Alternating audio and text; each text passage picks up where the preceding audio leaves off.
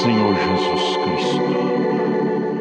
Estamos aqui, Jesus, nesta noite, na condição de necessitados do Senhor, carentes da Sua presença, da Sua ajuda, porque a Sua ajuda é de grande benevolência para conosco. Sua ajuda traz para nós força, saúde, coragem. Ajuda-nos, portanto, Pai. Abre os céus, chova, chuveiro da palavra, o estímulo, a revelação. Abre os nossos olhos espirituais, que possamos Te entender, Te compreender melhor, com os olhos da alma, da revelação do Espírito Santo. Ajude-nos com o perdão de nossos pecados. Em nome de Jesus Cristo, amém. Boa noite com Jesus, irmãos. Deus nos abençoe, que a graça de Deus seja estendida sobre nós nesta noite. Nós vamos colocar em pé, vamos ler a Bíblia. Vamos primeiro em Apocalipse 11. Apocalipse capítulo 11, verso 1 ao 14. Livro de Apocalipse. E foi-me dado uma cana semelhante a uma vara, e chegou o anjo e disse: Levanta-te e mede o templo de Deus e o altar, e os que nele adoram. E deixa o átrio que está fora do templo e não o meças, porque foi dado às nações gentílicas, E pisarão a cidade santa por 42 meses, 3 anos e meio. E darei poder às minhas 2 testemunhas, e profetizarão por 1260 dias, que equivale a 3 anos e meio, 42 meses, vestidas de saco. Estas são as 2 oliveiras e os 2 castiçais que estão diante do Deus da terra, Moisés e Elias, E se alguém lhes quiser fazer mal, fogo sairá da sua boca e devorará os seus inimigos. Fogo, a palavra é fogo. E se alguém lhes quiser fazer mal, importa que assim seja morto. Estes têm poder para fechar o céu, Moisés e Elias, para que não chova nos dias das suas profecias. Tem poder sobre as águas para convertê-las em sangue, e para ferir a terra com toda sorte de pragas, todas quantas vezes quiserem. E quando acabarem o seu testemunho, a besta que sobe do abismo lhes fará guerra, e os vencerá e os matará. Quando acabar o tempo, mas antes de terminar o tempo, ela não pode tocar neles. Jazerão seus corpos mortos na praça da grande cidade, que espiritualmente se chama Sodoma e Egito, onde o seu Senhor também foi crucificado. E homens de vários povos, e tribos, e línguas, e nações verão seus corpos mortos por 3 dias e meio, e não permitirão que os seus corpos mortos sejam postos em sepulcro. E os que habitam na terra se regozijarão sobre eles, e se alegrarão e mandarão presentes uns aos outros, por eles ter matado eles, Porquanto esses 2 profetas tinham atormentado os que habitam sobre a terra. E depois daqueles 3 dias e meio,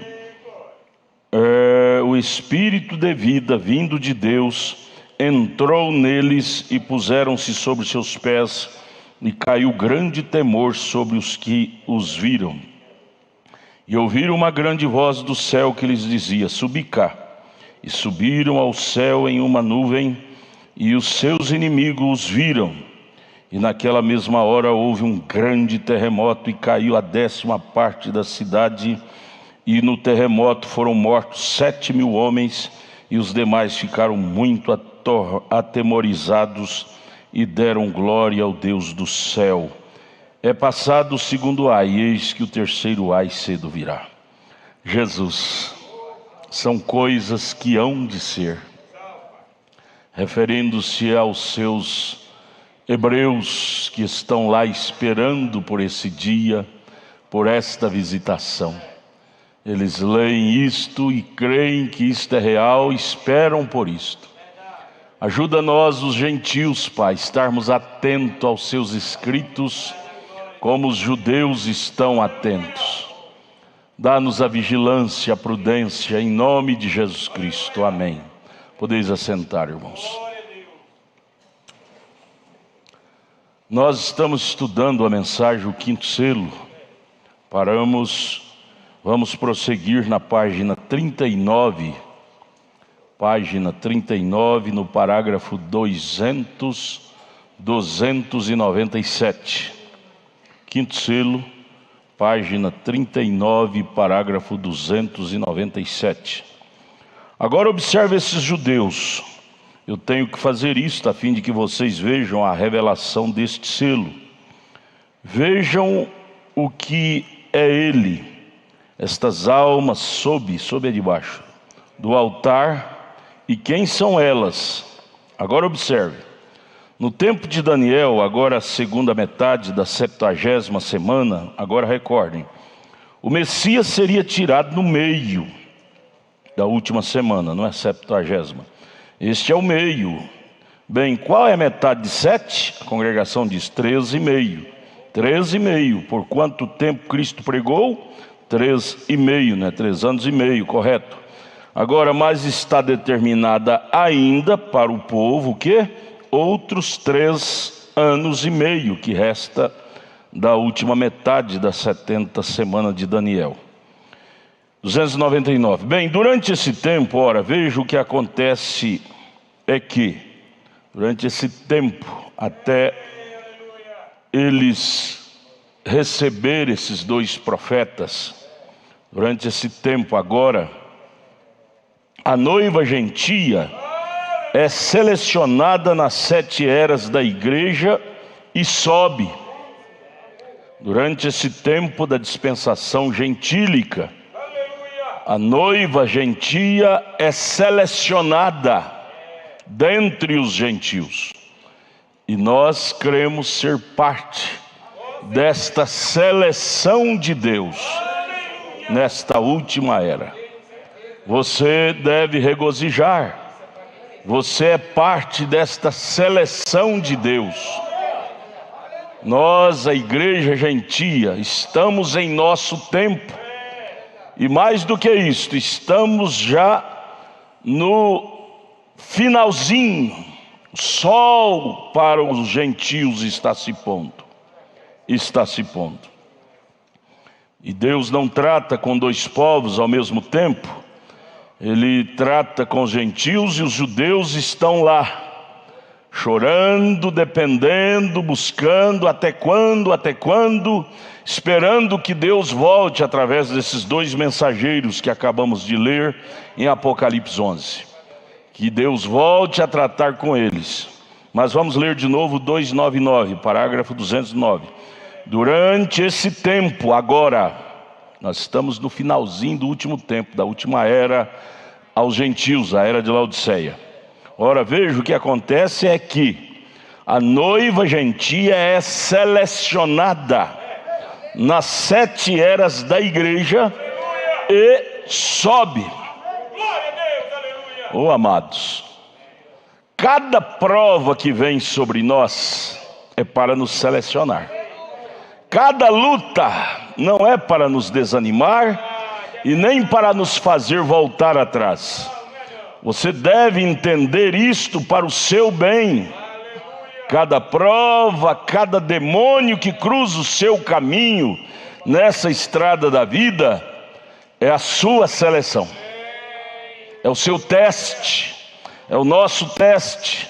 E com isso Deus está nos selecionando para algo mais especial com nossas vidas.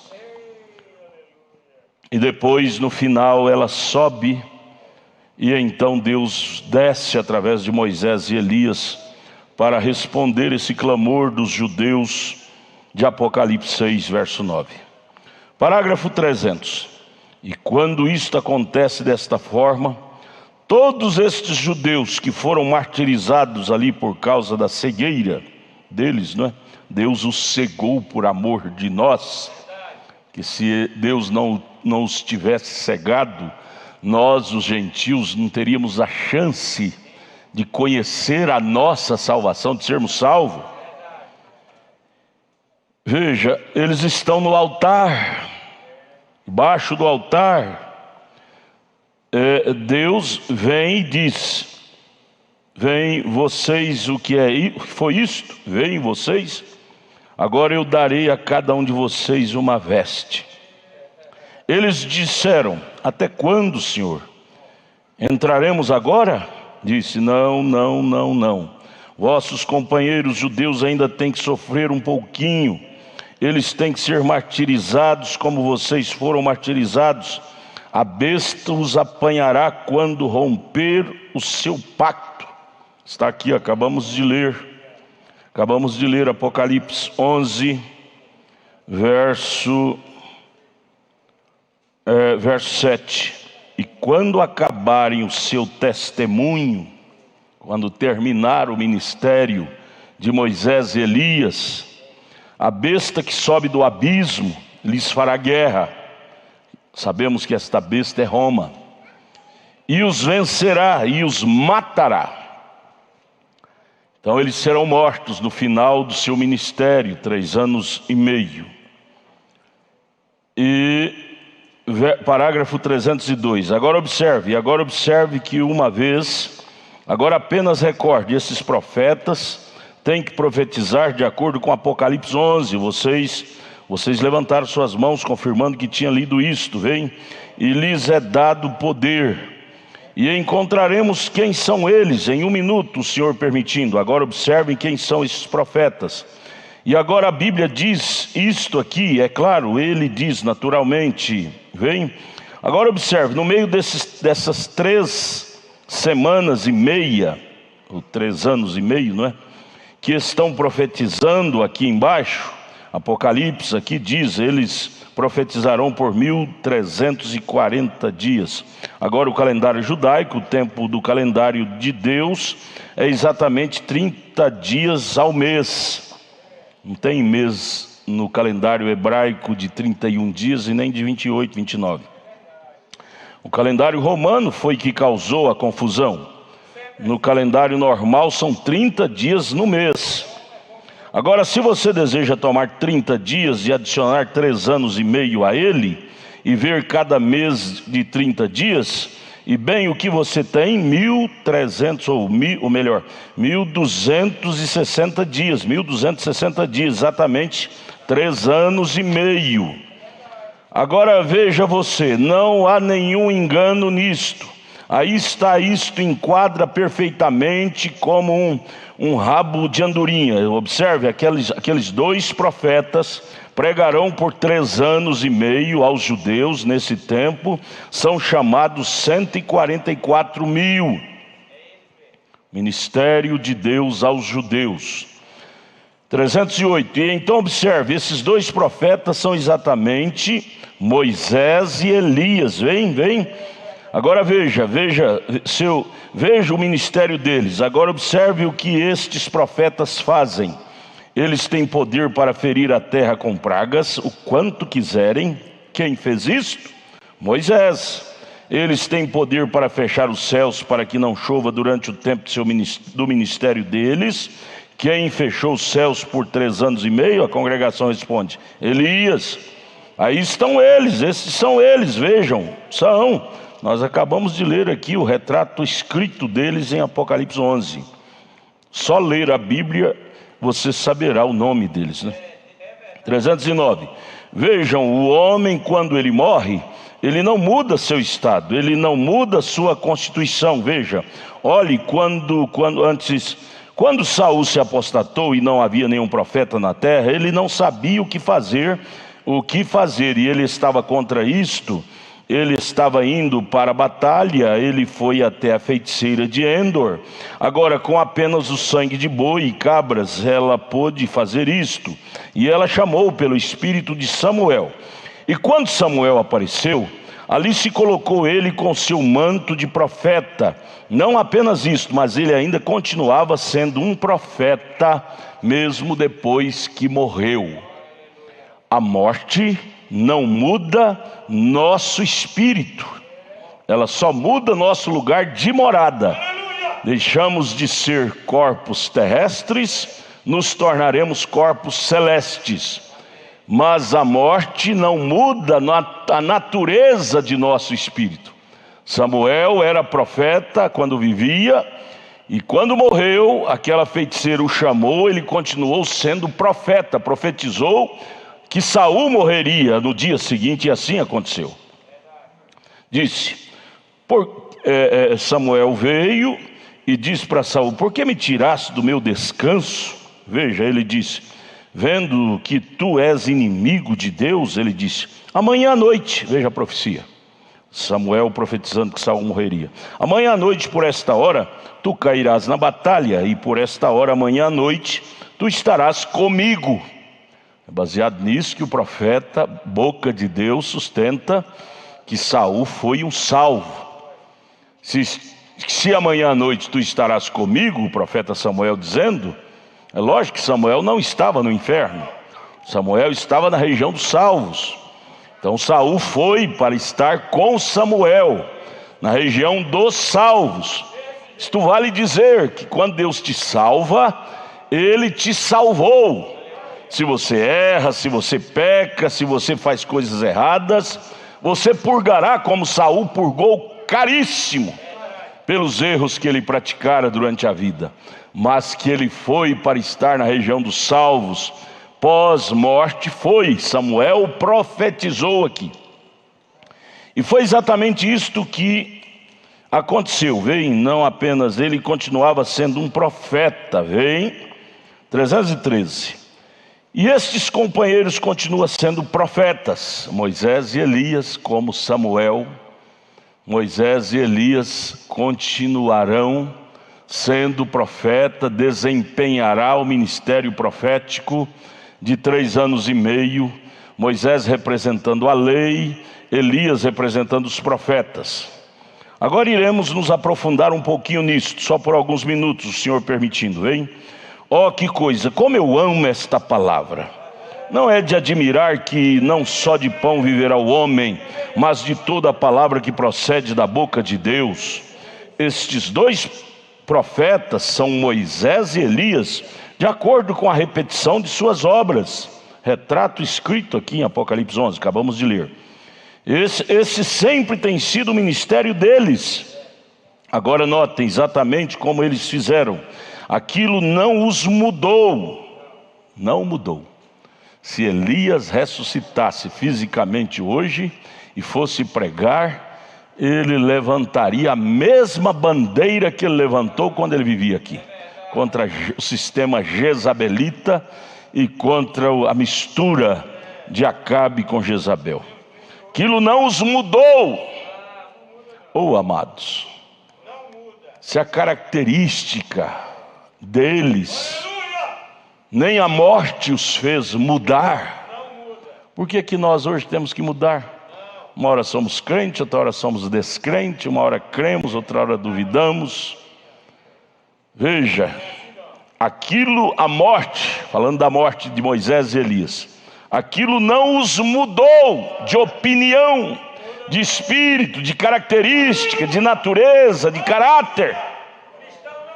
Oh Deus, ajude a nós. Não deixa nada mudar a natureza do nosso espírito, não. Não deixa as lutas, as provas que vêm no caminho mudar a natureza de nosso espírito, não. A qualidade de cristianismo. Grande perigo é o tentador, as tentações que cruzam o nosso caminho, forçar nós mudar de comportamento. Mas devemos estar de joelho dizendo: Senhor, mantenha-me no Espírito do Senhor. Mantenha meu caráter puro. Mantenha minha personalidade, minha natureza, meu espírito puro. Não deixa nada me mudar para o mal, não, meu Deus. Amém. Aquilo não os mudou. Paulo falou isto lá em Romanos 8:35, nem as lutas, nem as provas, nem o presente, nem o porvir, nem a altura, nem a profundidade, nada poderá me mudar. Nada poderá me mudar de Cristo, me separar de Cristo. Tem que vir lutas, tem que vir provas para nós sermos aprovados. Como poderíamos dizer que fomos aprovados se não passamos por prova, por luta, por tribulações, não é? Porém, tratando deles, Samuel e agora Moisés e Elias, nada os mudou. Aleluia. Senhor, não deixa nada mudar a sua igreja, não. Não deixa nada mudar ela de opinião, mudá-la de espírito, mudar de comportamento. Ajude a nós, Deus. Recorde, esses sujeitos nunca morreram. Observe isso por um minuto. Elias foi arrebatado, carruagem de fogo. Moisés procuraram o corpo dele quando ele desapareceu e não acharam. A Bíblia em São Judas diz que o arcanjo disputou o corpo dele com Satanás. Satanás disputou com o arcanjo Gabriel e não o pegou. Foi levado embora. Eles estão vivos. Quer Bíblia para isso? São Mateus 17. 700 anos mais tarde, Elias e Moisés foi encontrado vivo no Monte da Transfiguração, assistindo a adoção de Jesus Cristo lá no monte. Vivos, vivos. Eles não morreram. Por isso que Paulo diz: quem está em Cristo não morre. O irmão Branham disse: um dia vocês ouvirem dizer que William Branham morreu, não creiam nisto. Eu estarei vivendo na região dos vivos, dos salvos. Você também, nós também. Ao fechar nossos olhos para este mundo de cá, entraremos naquele corpo celestial do mundo de lá, e lá sim é que viveremos bem, bem melhor do que de cá. Bem melhor do que de cá. Ou se pudesse ser hoje, seria a melhor coisa para nós, não é? Ir embora para aquela dimensão de lá. Lá é bem melhor do que a de cá. 316, agora não confunda, antes de terminar com isso, não confundam o quinto ministério de Elias com seu quarto ministério. Quinto é para os judeus, quarto é para os gentios. Eu tenho dito a vocês, a igreja gentia está esperando por Elias, correto? Esperando. O irmão Branham era modesto. Você não dificilmente vê o irmão Branham dizer: eu sou Elias, o quarto ministério de Elias. Dificilmente. Ele dizia assim: ó, estamos esperando por ele e tal. Modesto. Você vê a característica do verdadeiro. Ele nunca é um exibicionista, dizendo eu, não. Ele: estamos esperando, se não for eu aparecerá, não é? E ele não brigava com as pessoas que diziam que ele era falso profeta. Ele dizia: eu sou falso, deixa eu continuar. Não, ninguém muda o falso, né? 41, parágrafo 317. E aqui ele está com os judeus. Recordem, ele não pode vir 4 vezes. Este é o número do inimigo. Tem que ser 5 vezes, não é? Elias, repetição do ministério de Elias, biblicamente, cronologicamente da Bíblia. A primeira vez ele veio com Elias, o tisbita mesmo, ele mesmo.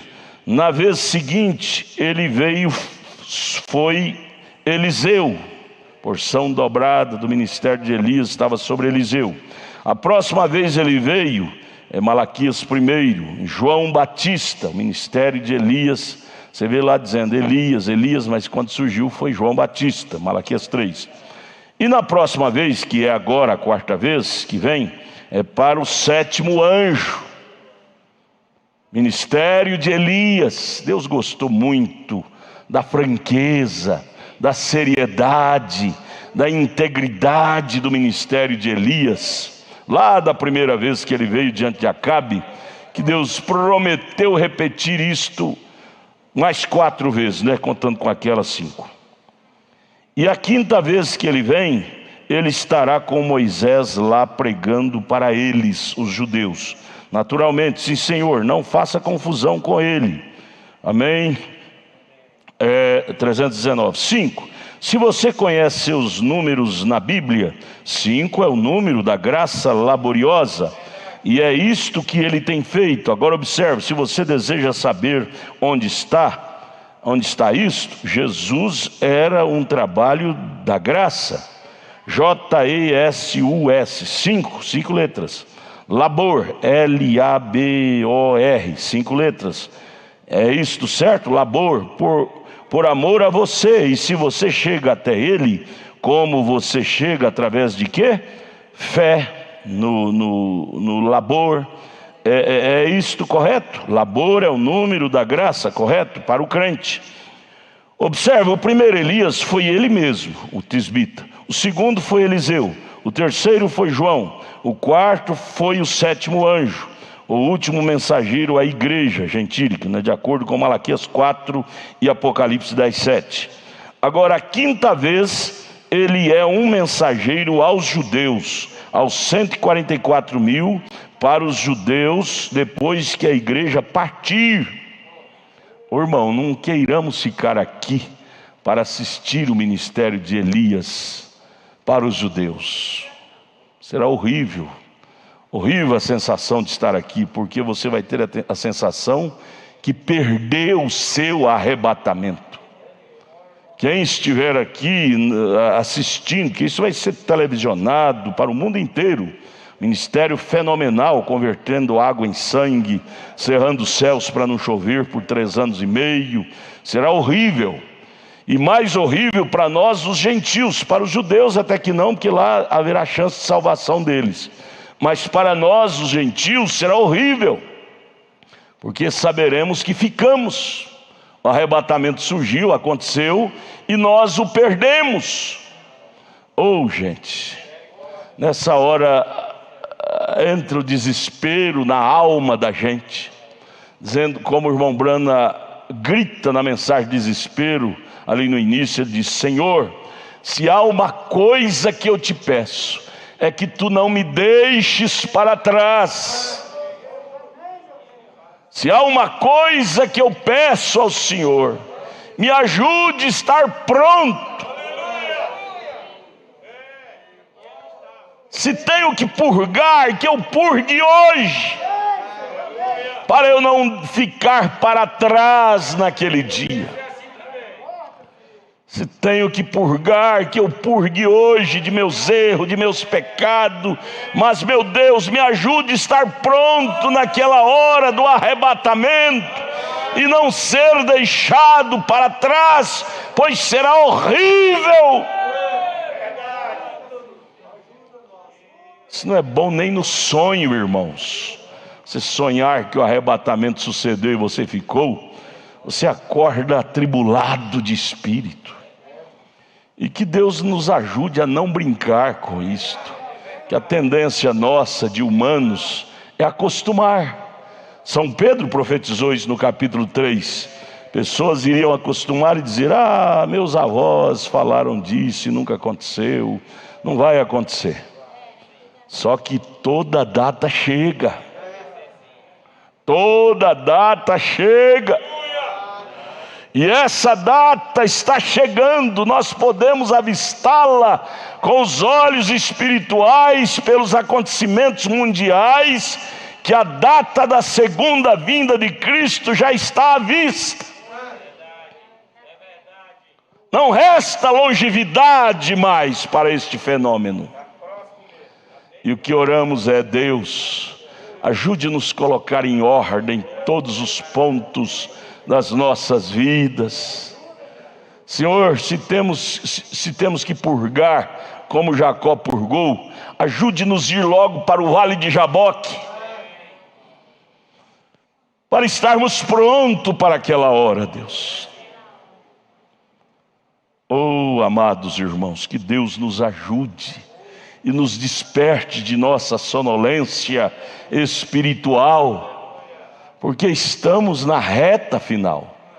Já podemos ver os judeus, amados, esses 144 mil, a gente assiste eles lá em Israel, fazendo todos os preparativos para colocar no novo templo que será reconstruído para o milênio. Já está quase tudo pronto, os castiçais. Outro dia eu vi o arsenal deles, irmão Marquinhos. Já está quase tudo pronto.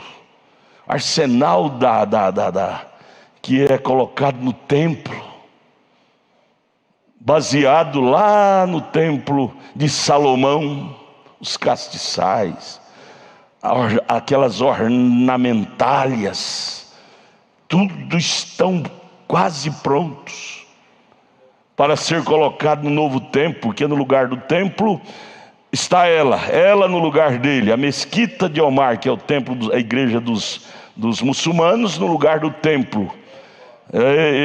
Jesus disse em São Lucas 17, ela será tirada do lugar dele, ela, a mesquita, será derribada e eles levantarão o templo novamente ali.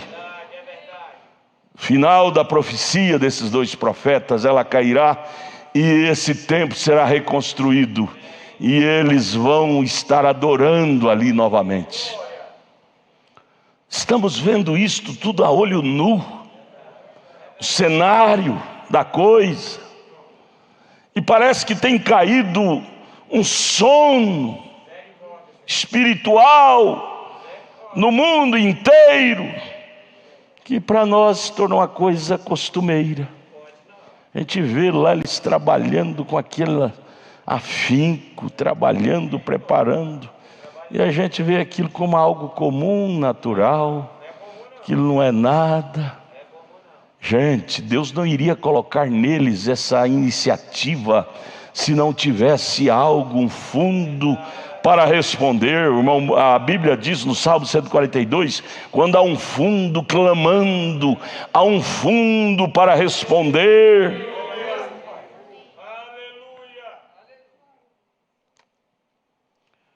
Oh Deus, ajude a nós, Senhor. É o 321. 321, eu apenas me sinto um pouquinho estranho. Irmão Brana, quando entrava nessas profundidades proféticas da Bíblia, ele sentia algo dentro dele, borbulhar dentro dele, que o incomodava.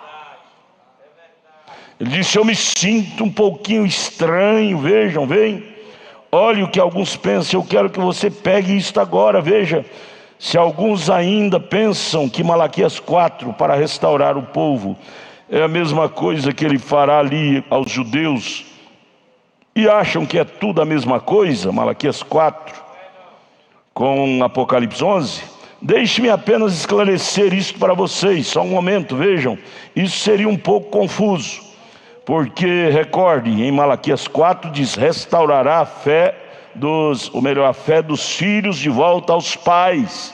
Filhos são os gentios, somos nós. Vejam, de volta ao Pai. Quem são nossos pais? Jesus responde essa pergunta em São João 4:24. A salvação veio dos judeus. Então nossos pais na fé são os judeus, referindo-se aos apóstolos, à igreja primitiva. Esse é Malaquias 4, os filhos de volta aos pais, a fé dos filhos aos pais. 323. Observe, quando ele vem para cumprir. 322. Agora deixe-me lhes mostrar a diferença do ministério. Se ele vem restaurar a fé dos filhos de volta dos pais, ele negaria Cristo, ele voltaria para a lei, É isto correto? Os pais guardavam a lei. Vocês compreendem isso? A congregação diz amém. Observe, quando ele vem para cumprir o seu ministério em Malaquias 4, veja, como Malaquias 4, Elias estava sozinho. Ele vem cumprindo Malaquias 4 na figura do 7º anjo de Apocalipse 10:7. Ele vem sozinho. 324. Mas quando ele vem ministrar aos judeus em Apocalipse 11, só lê a Bíblia. Apocalipse 11 fala das 2 oliveiras. Ele tem Moisés consigo. O irmão Brana bate palma 2 vezes. Então, não há nenhuma confusão, nem um pouquinho, vem.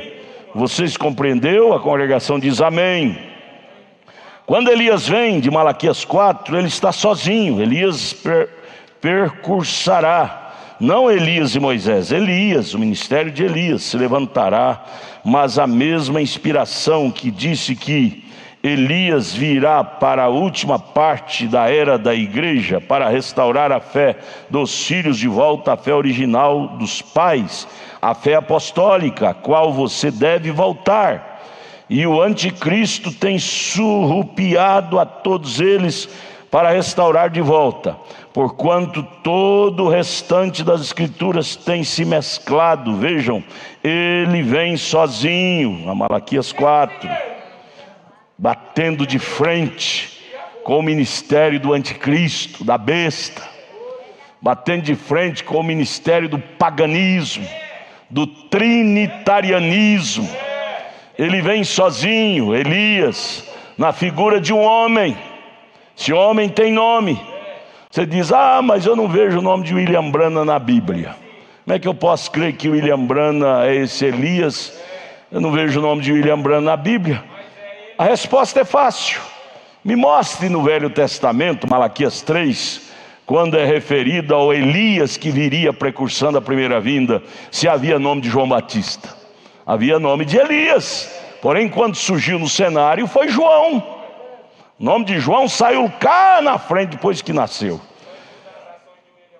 Mas a figura, o ministério, o ofício de Elias. Agora onde eu estou, pastor Samuel? 326. Há 2 deles, não, 2 deles. Vamos ler direito, 306. Mas quando ele vem para a igreja, a Bíblia, ou vem para os 144.000, a Bíblia claramente afirma que ambos, há 2 deles, não um, 2 deles. E no seu primeiro ministério não podia tomar os judeus e colocá-los de volta na lei, tomá-lo, porque ele vem pregando Cristo aos 144.000, amém. Aí está ele, aquele Messias que foi cortado lá atrás, 2000 anos atrás, é isso. Então não faça confusão com isto, isso não é confusão. As escrituras não mentem, nem um pouquinho. Lembrando disse, glória, quando vi isto, eu estava pulando. Irmão, a escritura revelada estimula o coração de um eleito. O irmão Brana pulava de alegria em ver a escritura se abrindo, se revelando, se cumprindo. Quando vi isto, eu estava pulando. Deus, ajude-nos a ser mais espirituais, captar a palavra e ser estimulado por ela. Porque se a Bíblia não estimular a nós, o que vai nos estimular? O gol do time A, do time B, do time C? O crente deve ser estimulado com a palavra, cumprimento da Bíblia. Eu disse, obrigado, Senhor. Quando eu estava vendo aquilo suceder ali fora, vi que Elias saiu ali na primeira era, sozinho. E ele estava sozinho. Então quando eu vi vir novamente do outro lugar, havia 2 deles ali, Quando aquilo aconteceu, disse: ali está, aqui, aquilo é isto, Senhor, amém. Eu vejo isto agora, aleluia, é exatamente.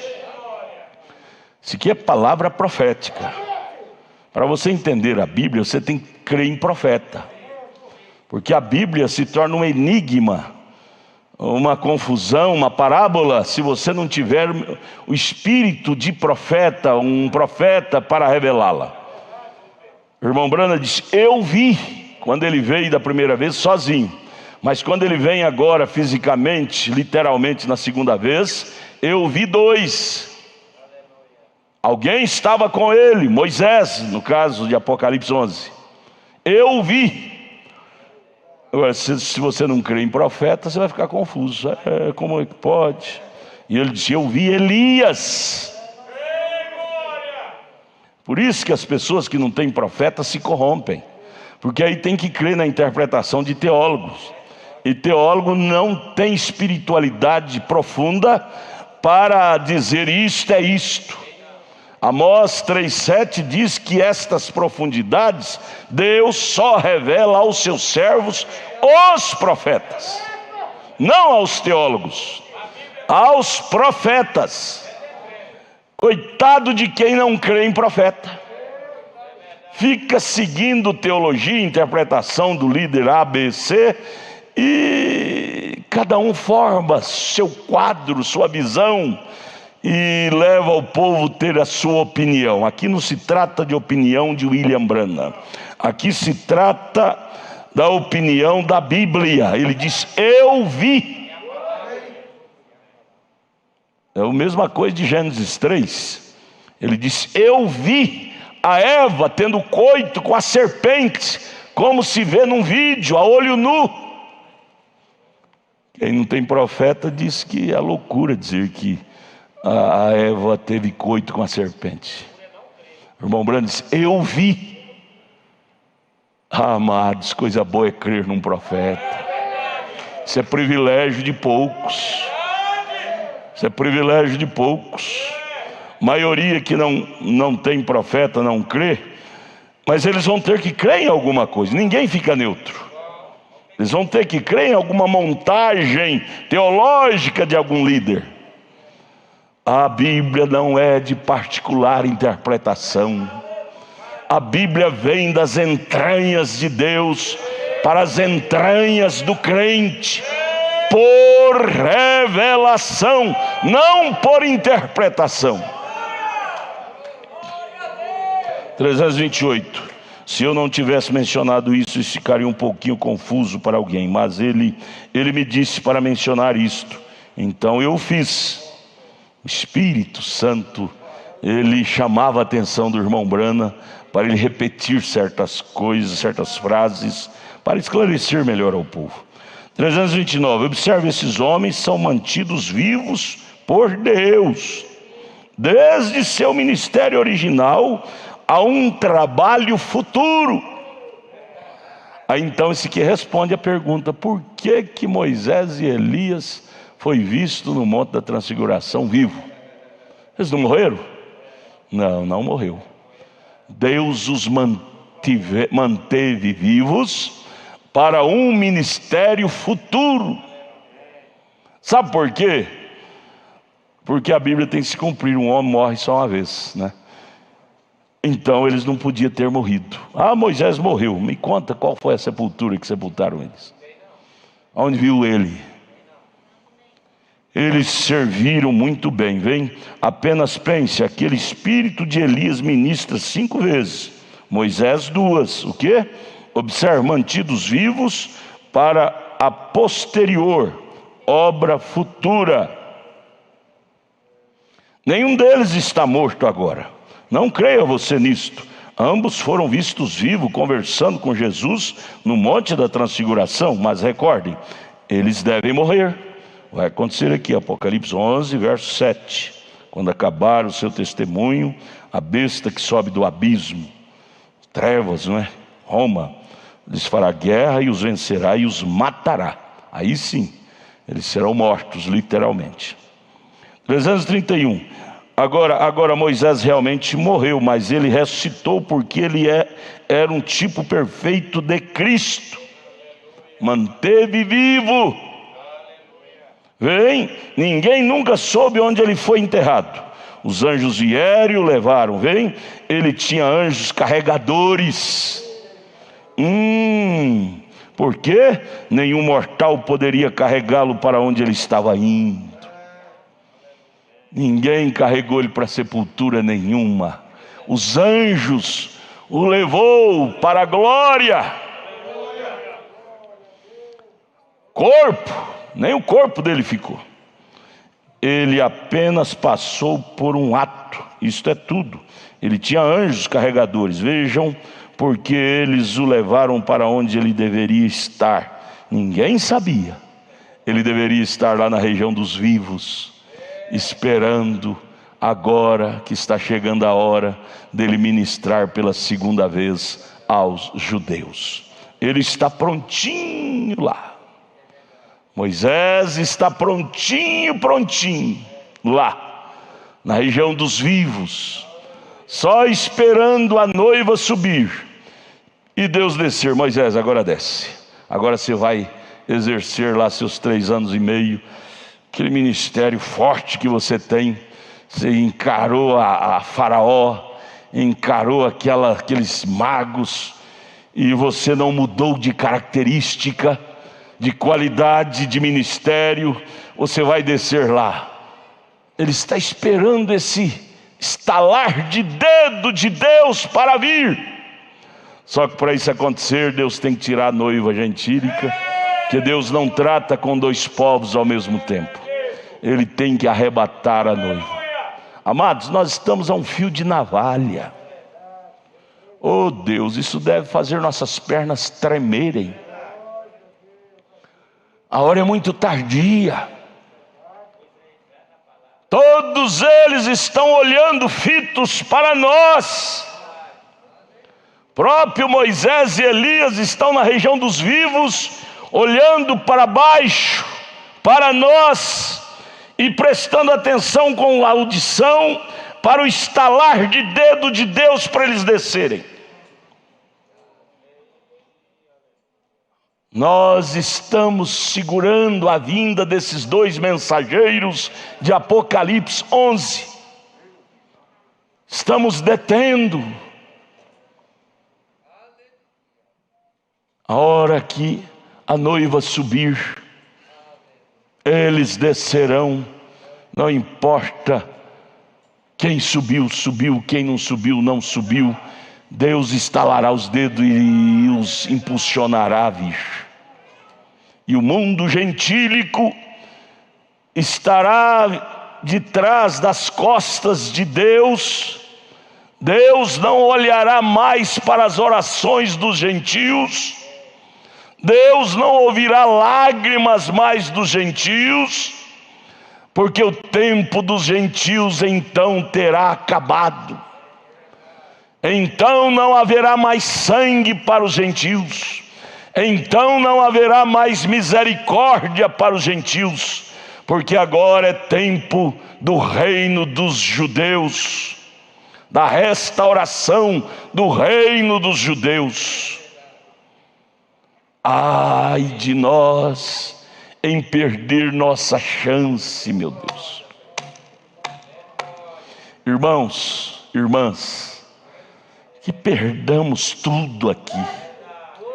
Vamos tirar a mão dessas coisas aqui. Vamos tirar a mão dessas coisas aqui. Que perdamos tudo aqui, mas que não percamos o nosso arrebatamento. Vamos tirar a mão dessas coisas naturais.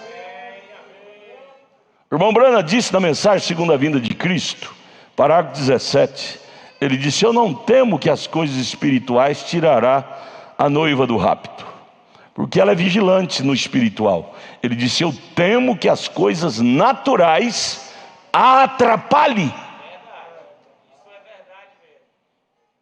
Eu não temo, deixa eu repetir, é Segunda Vinda de Cristo, parágrafo 17.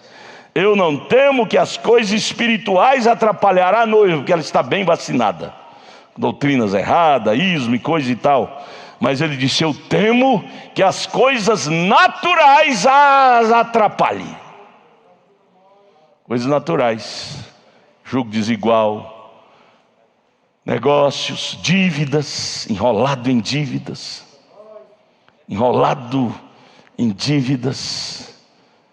coisas que não precisaria de enrolar com aquilo, não precisaria de envolver com aquilo, precisaria daquilo. E às vezes o diabo, através dessas ofertas de juros baixos, ofertas baixas, investimentos com juros baixos, nos seduz, nos induz, e de repente estamos todos embaraçados. E aí, meu Deus, se o arrebatamento vier?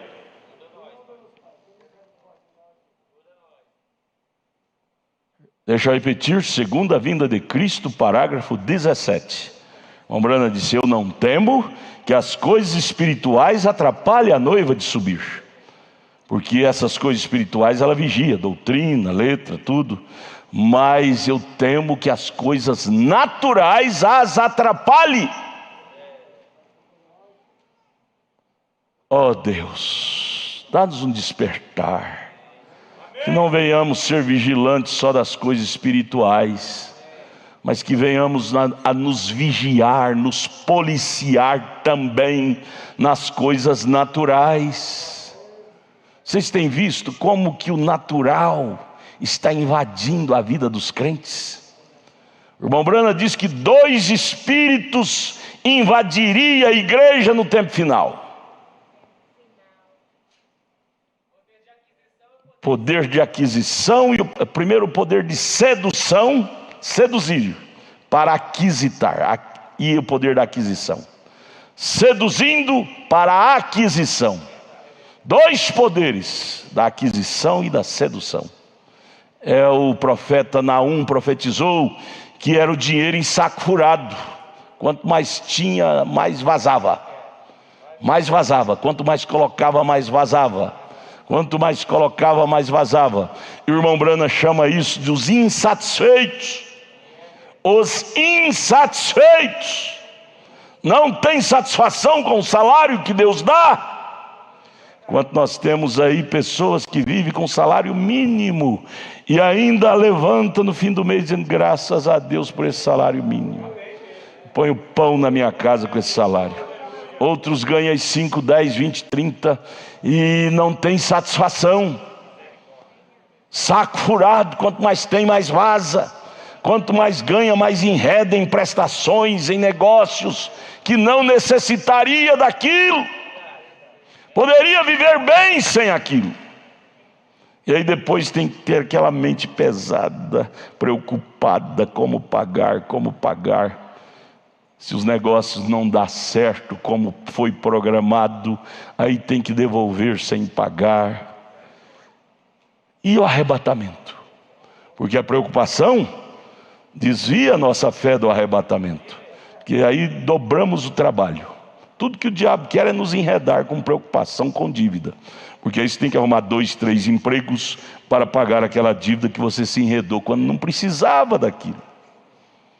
E aí tem que trabalhar dia e noite, aí não ora mais, não lê mais a Bíblia, não vem mais na igreja, porque está apertado, tem que pagar dívida, pagar. 2 espíritos operariam no fim do tempo. Aquisição, ou seja, sedução para aquisição. Deus, abra nossos olhos espirituais, nos livre desses laços. Amados irmãos, nós às vezes pensamos que o laço pior do diabo o homem pensa, é mulher. A mulher pensa, é homem. Esse é um laço muito visto. Você se protege dele mais fácil. Existem laços perigosíssimos. E quando você vê, você já está todo enlaçado e às vezes sem poder sair. Nós colocamos esses 3 pecados capitais que a Igreja Católica criou, e nós por tradição fomos formados com essa tradição pagã católica, e carregamos esses 3 pecados capitais como os pecados mais perigosos: matar, prostituir e roubar. Esses são os pecados capitais que a Igreja Católica criou, e nós fomos criados no berço dela, carregamos essa tradição na nossa mente. Quando fala que pecou, nós já atribuímos um desses 3 pecados. Quando existem enredos horríveis que não são mencionados nesses pecados capitais, e que o diabo nos pega, nos embaraça e nos enrola, que se Deus não tiver misericórdia, Ele rouba a nossa fé. Quantos crentes que vinham à igreja quando era satisfeito com o salário que tinha, mas quando deixou a insatisfação do salário entrar no coração, não tem mais tempo de vir à igreja, porque o poder da sedução o levou, arrastou para a aquisição, e não são mais satisfeitos. Quantos crentes louvavam a Deus na igreja? Eu lembro disso quando eu era garoto, de chinelas havaianas. Eu mesmo vinha na igreja de chinela havaiana, porque não tinha outro calçado melhor para calçar. Calça mescla, naquele tempo era o plano de amescla, remendada, mas alegre, batia palma e cantava. Hoje, se não tiver um terno novo cada culto, não vem. O poder da aquisição, da sedução, tem nos amarrado. Aí você lembra de quem? Dalila. Quando se fala de Dalila, nós pensamos que é uma mulher. Tudo bem, lá foi uma mulher para amarrar Sansão, mas hoje a Dalila é o dinheiro, é a sedução, é a aquisição, e pegar dinheiro emprestado é Dalila. Tem tantas Dalilas hoje para envolver os Sansões, e às vezes nós condenamos Sansão, quando nós estamos às vezes mais amarrados do que Sansão. Em dívida, em negócio, compra e não paga, pega emprestado, não devolve. Estamos às vezes mais amarrados do que Sansão e condenando Sansão. Deus, tenha misericórdia de nós. Dá-nos a nossa salvação desses espíritos. São espíritos, amados, da última era, lançado do inferno para nos seduzir ao mal, verdade mesmo, nos envolver. De repente estamos todos amarrados com 7 tranças: a trança da vaidade, da concupiscência dos olhos, da concupiscência da carne, da soberba da vida, a trança do dinheiro emprestado, de dívida, e não temos mais como nem respirar satisfeito, porque estamos preocupados com as dívidas, amarrados. Sansão de novo amarrado. Estamos vendo novamente o Sansão amarrado. Sabe o que fez Sansão desamarrar? Desespero. Se nós não cair em desespero, irmãos, não vai haver derrubada do templo de Dagon, não. Se nós não cairmos com lágrimas e dizer: Deus, vingue as minhas forças, estou amarrado, estou até cego para as coisas de Deus, somente uma vez mais, Senhor, a Dalila me amarrou.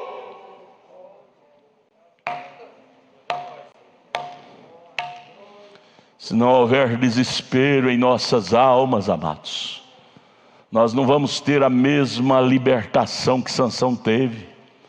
Nós não vamos ter o sabor de passar a mão na cabeça e ver a mecha de cabelo renascendo. Nós vamos ver nossa cabeça careca, calva, sem cabelo, que cabelo para Sansão simbolizava as forças voltando para ele. Oh Deus, a hora é tardia. No palco do cenário, todas as coisas estão colocadas. Todas as coisas estão colocadas no cenário, esperando a noiva subir. E olhando, parece que a noiva está como Sansão no grande templo de Dagon, amarrada. Estamos amarrados com tantas coisinhas desta vida. Amarrado com filho, com parente, com pessoa, amizadinha lambancenta. Amarrado com lambança.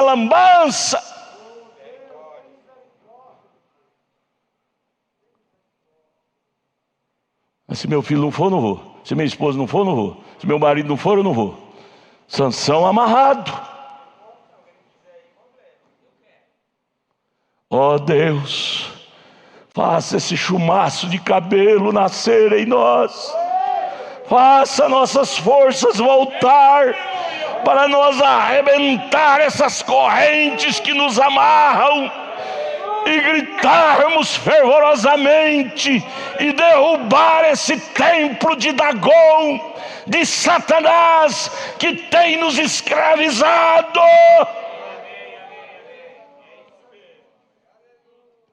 Dá-nos desespero, Jesus. Dá-nos desespero, Pai. Abra nossos olhos. Sansão estava até cego. E os crentes hoje estão cegos.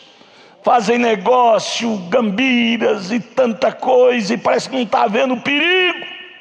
O diabo nos cega para as coisas. Casamento, namoros, negócios, mudança, atitudes, ações, fazemos de uma forma cegamente.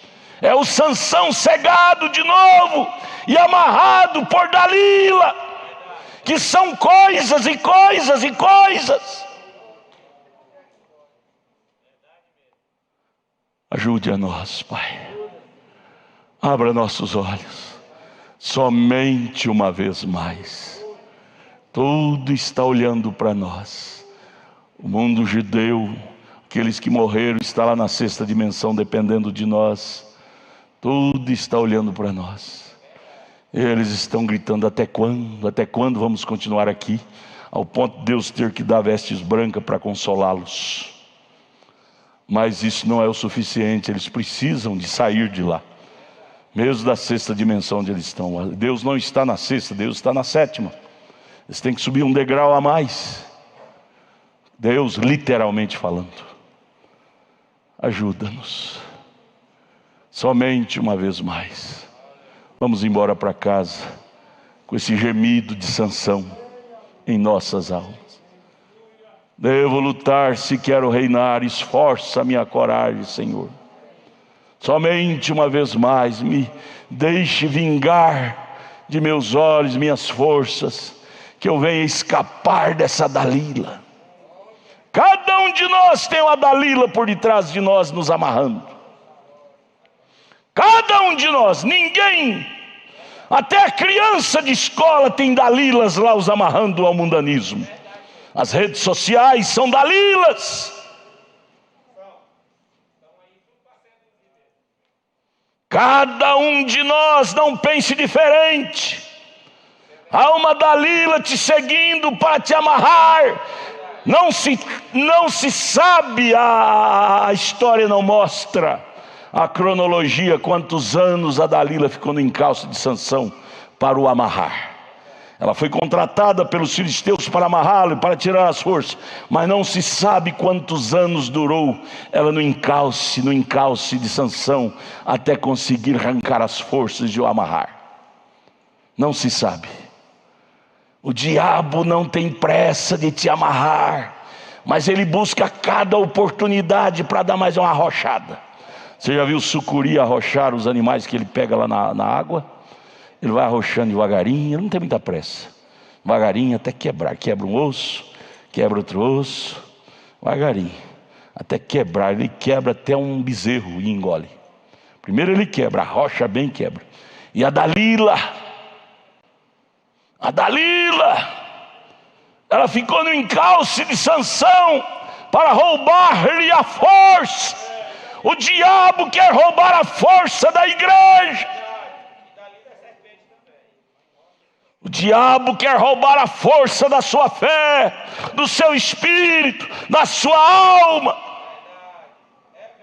Ele é a Dalila do século 21. Deus tenha misericórdia. Vamos parar aqui.